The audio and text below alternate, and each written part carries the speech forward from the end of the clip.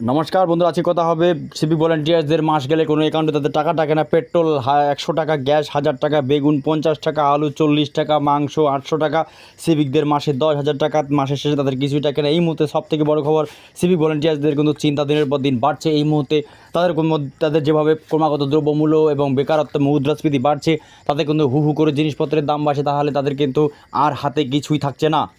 Petrol 100 টাকা, gas 1000 টাকা, বেগুন 50, আলু 40, ঢেঁড়স 60 টাকা, পেঁয়াজ 30 টাকা। সিভিকদের মাসে 10,000 টাকা, মাসের শেষে তাদের হাতে কিছুই থাকে না। নমস্কার দর্শক, আপনারা যদি এই সমস্ত ভিডিও ভালো লাগে তাহলে অবশ্যই চ্যানেলটিকে লাইক, শেয়ার, কমেন্ট করবেন এবং সাবস্ক্রাইব করতে ভুলবেন না।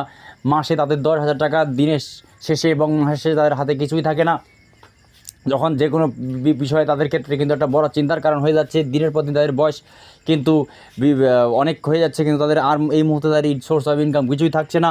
দিনের পর দিন তারা শুধু গাছে কাঁঠাল গোফে তেল এই অবস্থায় আছে। এই মুহূর্তে সিভিকদের সবথেকে বড় চিন্তার কারণ হচ্ছে পেট্রোল 100 টাকা, গ্যাস 1000 টাকা, বেগুন 50 টাকা, আলু 40 টাকা, গ্যাস 800 টাকা। সিভিকদের মাসে 10,000 টাকা, তাই তাদের হাতে আর পরবর্তীতে কিছুই থাকে না। এই মুহূর্তে সবথেকে বড় খবর। যদি এই সমস্ত ভিডিও ভালো লাগে তো আপনাদের চ্যানেলটিকে লাইক, শেয়ার, কমেন্ট এবং সাবস্ক্রাইব করতে ভুলবেন না।